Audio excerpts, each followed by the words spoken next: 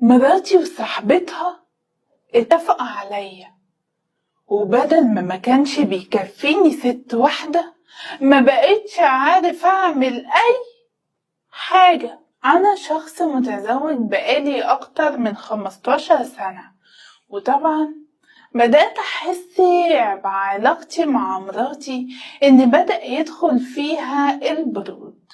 وبصراحة كده قررت ان انا قلت ان انا عايز اتجوز.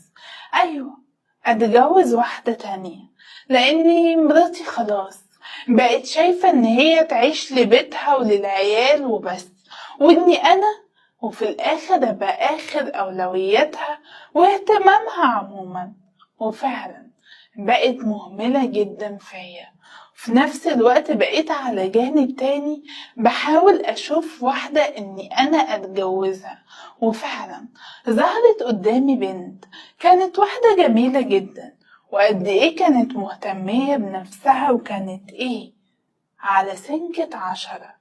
وبصراحة أنا راجل بيحب جدا الست اللي مهتمية بكل تفاصيلها وبجمالها وبكل حاجة فيها، وده طبعا كان عجبني فيها.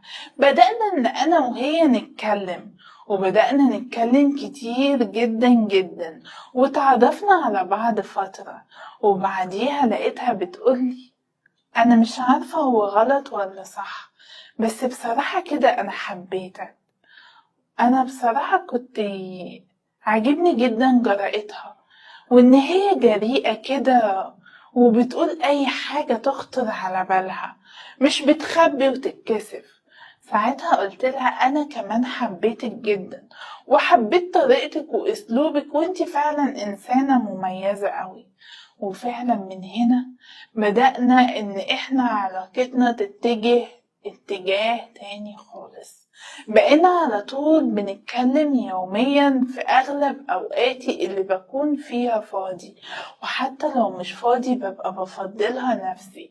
استمرينا على الموضوع ده لفترة لحد ما قالتلي طب بقولك ايه، ما تيجي تطلب ايدي من أهلي. ساعتها قلت لها بصي يا بنت الناس، أنا عايزة أتجوزك، بس أنا مش هعرف أتجوزك رسمي. ايه؟ أيوه، فجوازنا هيبقى عرفي، فانتي اهلك هيقبلوا بده؟ اكيد لا طبعا. وفي نفس الوقت انا عايزك، بس جواز رسمي انا مش هينفع ومش هعرف خالص اتجوزك رسمي. طب ليه؟ طب ما تيجي نتجوز رسمي احسن. صدقيني مش هينفع، انا مش هعرف اتجوزك رسمي نهائي علشان مراتي. فلو انتي قابلة ان احنا نتجوز عرفي انا ما عنديش اي مانع، وهاجي لأهلك ونجرب واشوف هما هيقولوا ايه. طيب. وفعلا حددت ميعاد مع اهلها علشان اروح اطلب ايديها، وفعلا رحت وقعدنا نتكلم مع بعض، وبدأت ان انا اقول لهم على كل حاجة. وطبعا قلت لهم اني انا عايز اتجوز منها عرفي مش رسمي. ساعتها كلهم اعترضوا، وايه اللي انت بتقوله ده؟ هو انت عايز تضيع حقوقها؟ انت عايز تتجوزها عرفي علشان في الاخر تضيع كل حقوقها وتبقى بالنسبة لك مجرد فترة او نزوة، خدت اللي انت عايزه وبعدين ترميها لما تلاقي حد جديد؟ لا طبعا. انا بس عشان وضعي ما يسمحليش ان انا اتجوز رسمي فمضطر ان انا اتجوزها عرفي، بس انا بجد بحبها وعايزها. لا، واحنا ما ينفعناش الكلام ده، ما عندناش بنات يتجوزوا عرفي والكلام الفاضي اللي انت بتقوله ده، يا رسمي يا لا. كفاية ان احنا قبلنا على موضوع فكرة الزوجة التانية. طيب خلاص تمام اللي تشوفه، انا عن نفسي مش هقدر اعمل حاجة غير اللي انا قلتها. وفعلا خدت بعضي ومشيت، وهي قعدت تعيط لهم لا انا بحبه، لا انا عايزاه، لا لا لا، والكلام ده كله. وبعديها كلمتني وقالت لي ان هي بتحبني، وانها مش هتقدر تعيش من غيري، وي والكلام ده كله. وقلت لها انا كمان بحبك، ومش هقدر خالص ان انا اعيش من غيرك. وبجد انتي ما تعرفيش انتي المفروض ان انتي عندي ايه. فضلنا نتكلم مع بعض كده، وانا طبعا مش عارف انا المفروض اعمل ايه، وهي كمان ما بقتش عارفة تعمل ايه، لحد ما قالت لي بقولك ايه، انا موافقة ان انا وانت نتجوز عرفي ومن غير ما اهلي يعرفوا. متأكدة؟ ايوه متأكدة. هنتجوز انا وانت عرفي ونتقابل وقت ما نعوز، وبعديها ارجع البيت تاني. فكري كويس. فكرت. انا موافقة على القرار اللي انا قلته لك ده، فانا ما عنديش اي مانع. خلاص تمام ماشي، وانا ما عنديش اي مانع. وفعلا انا وهي فعلا رحت على شقة اجرتها، كانت ايجار، وفعلا اتجوزنا انا وهي عرفي. وفضلنا مستمرين فترة في الجواز العرفي ده مع بعض. اي نعم، لقيت كل اللي انا عايزه، الاهتمام والدلع والحاجات دي كلها اللي مراتي بقالها فترة مهملة فيها، وكل ده كان عاجبني جدا على الاخر. وفعلا فضلت على الحال ده لحد ما بدأ يحصل ما بيننا خلافات ومشاكل كتير جدا، وساعتها انا وهي قطعنا ورقة الجواز العرفي، وكل واحد بعد عن التاني وبعدنا عن بعض خالص. بعديها بفترة عرفت ان هي متقدم لها عريس، لما لقيتها بتكلمني وبتقولي لا انا مش هقدر اكون مع الشخص ده، انا بحبك انت وعايزاك انت عارف انت عندي ايه وي وي وي والكلام ده كله. وانا قلت لها لا خلاص انا مش عايزك، ويا احسن حاجة انك انت تشوفي حياتك مع العريس اللي متقدم لك ده، وربنا يساعدك. وقفلت في وشها. فضلت تحاول تكلمني كتير، وانا ما بحاول على قد ما اقدر ان انا ما ردش على مكالماتها، واني انا ما اتكلمش معاها نهائي. وفضلت كده لحد ما فعلا هي اتجوزت من الشخص اللي هما اهلها غصبوا عليه ان هي تتجوزه، وفعلا اتجوزت. وقلت خلاص بقى ربنا يهديها ويسعدها معاه. وانا طبعا كنت خلاص يعني هي ما بقتش فارقة معايا اصلا، الموضوع انتهى بالنسبة لي وكل حاجة انتهت. المهم بعديها بفترة لقيت رقم غريب بيرن عليا، ولما مسكت الموبايل ورديت وقلت الو، ساعتها قالت لي الو، انا فلانة صاحبة فلانة اللي كانت مراتك عرفي. طبعا انا سمعت كده خير، كنت متوقع ان هي هتحاول تقولي مثلا دي عايزة ترجع لك والكلام ده. افتكرت ان هي ممكن تكون اتطلقت من جوزها ولا حاجة. قالت لي انا عايزة اقابلك واتكلم معاك في موضوع مهم. قلت لها بقولك ايه، لو اي موضوع بخصوص اني انا وهي نرجع، انا مش عايز ارجع والكلام ده كله، بما انها ان هي كانت معرفاكي ان احنا متجوزين عرفي. ايوه هي كانت حكالي على كل حاجة، بس الموضوع مش كده خالص، انا عايزة اقابلك واتكلم معاك في موضوع تاني خالص. وفعلا حددت ميعاد ورحت علشان اقابلها. ولما قابلتها وبدأنا نتكلم قالت لي ده هي حكالي على كل حاجة، حتى علاقتكم مع بعض وانتوا بتكونوا مع بعض وكده. وبصراحة كان بيعجبني جدا كلامها واللي هي بتقولهولي عنك، وبقيت حابة انك ايه، اني اجرب انا كمان. ايه تجربي؟ ايوه، فيها ايه يعني؟ انا جوزي مسافر على طول وسايبني هنا لوحدي، وفين وفين لما بيجيلي شهر كل سنتين ولا كل سنة على حسب الغزالة لما بيجيلي. بصراحة صاحبتها عجبتني قوي، وخصوصا انها بقى ايه، احسن واشيك وجسمها احسن كتير من اللي انا كنت متجوزها عرفي. وفعلا بدأنا انا وهي نتكلم ودخلنا في علاقة مع بعض وكل ده. وطبعا هي قايلالي اني صاحبتها ما تعرفش حاجة خالص عن الموضوع ده، وان هي لا يمكن تقول لها على اي حاجة.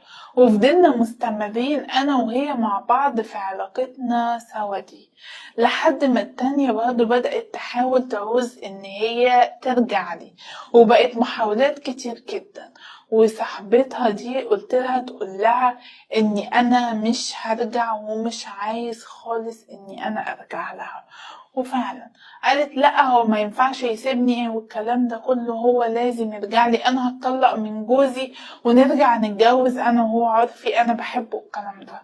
وانا قلت لها ان انا مش عايزها كتير وهي ما بتسمعش مني، وفي نفس الوقت علاقتي مستمرة مع البنت اللي انا المفروض اللي هي صاحبتها دي، وبقينا مستمرين في كل حاجة وعايشين مع بعض يعتبر زي المتجوزين. فالموضوع اتطور بشكل كبير جدا، وطبعا كل ده بقى مخليني مش عارف اعمل ايه واخرج من كل اللي انا فيه ده ازاي، لاني خلاص انا تعبت وقرفت من اللي انا فيه ومش عارف انا المفروض اعمل ايه.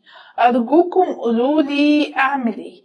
دي المشكلة اللي جاتلي النهاردة من صاحب المشكلة على رسائل الصفحة، وزي ما انتوا سمعتوا مشكلته بالظبط. مبدئيا كده كل ده كان غلط في غلط. اول نقطة هنا الزواج العرفي. انت عايز تتجوز واحدة عرفي علشان انت تتسلى شوية، يومين 3 4، وتقوم مضيع حقوقها وتقوم مضيع كل حاجة تخصها، بس علشان انت تغير جو وتتسلى وتغير الست اللي معاك وكأنها طقم جديد هتغيره. وده طبعا ما ينفعش. لو عايز تتجوز طبعا ربنا محلل مثنى وثلاث ورباع، احنا ما نقدرش نقول غير كده. ربنا محلل ده، اي نعم هو متحلل اذا في ان مراتك فيها مشكلة صحية، او ان مراتك ما بتخلفش، او اسباب صعبة جدا، فده هنا الجواز متحلل. مش اللي هو ايه، لا ربنا محلل ده فنروح نتجوز والسلام، وتبقى الست تبقى شايفة كل حاجة تخص جوزها وكل متطلباته ومهتمية بيه، وفي الاخر هو بس فيها ايه، انا عايزة ابقى عندي زوجة و2 و3 و4. لا، هو متحلل لظروف خاصة، لحاجة حصلت صعبة، مرض، حاجة انت مش قادر تستحملها، فساعتها تقدر انك انت تتجوز. فلو انت عايز تتجوز، وطبعا زي ما قلت هو لا عيب ولا حرام لان ربنا محلله، يبقى تتجوز. لو واحدة عايزة تتجوز رسمي تتجوزها رسمي، مش تتجوز عرفي بناء على اللي انت بتقوله ده، لان ده غلط وما ينفعش. ليه تضيع حقوق واحدة؟ ليه ممكن يحصل حمل وانت زهقت منها فتقوم رميها ويتحرق الطفل اللي يجي؟ انا خلاص خدت اللي انا عايزه. طب ليه تعمل كده؟ ما فكرتش انك انت عندك اولاد وان كما تدين تدان؟ فانك لو عايز تتجوز يبقى اتجوز جوازة حلال وجوازة رسمي، مش عرفي ولعب العيال ده.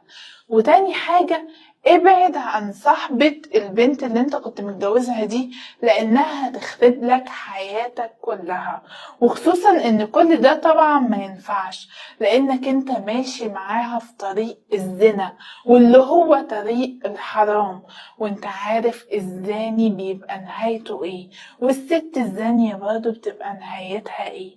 فانت ماشي في طريق اخرته وحشة، واللي انت بتعمله ده كله غلط وحرام، وهتلاقي نفسك في الاخر انت بيحصل لك حاجة وحشة قوي، وانت هتلاقي نفسك بتتصدم. طب ليه؟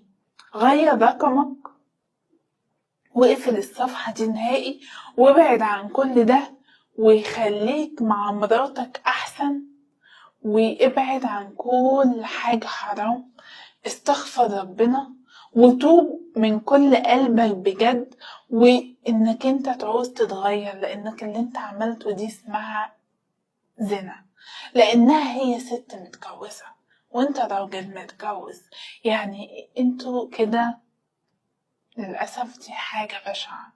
فانتوا الاتنين ابعدوا، وابعد عنها حتى لو هي حاولت ترجع لك، مفيش.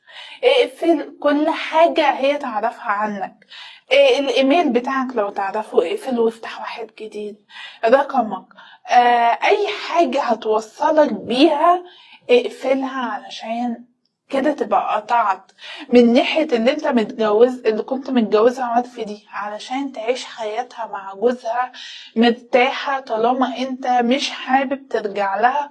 وفي جانب تاني تبعد عن الست اللي انت ماشي معاها في الحرام. فانت غير كل حاجة هما يعرفوها عنك، وابعد عن كل ده، وقرب من ربنا واستغفر وصلي وتوب عن اللي انت عملته، واستغفر من كل قلبك بجد، لانك اللي انت عملته ده شيء بشع جدا للأسف، وما كانش ينفع انك انت تعمل كده. ودي كانت وجهة نظري انا، ولو حد عنده اي وجهة نظر تانية يسيبها في التعليقات، ولو حد عنده اي مشكلة يبعتها لي على رسائل الصفحة، ونشوفكم ان شاء الله في حلقة جديدة.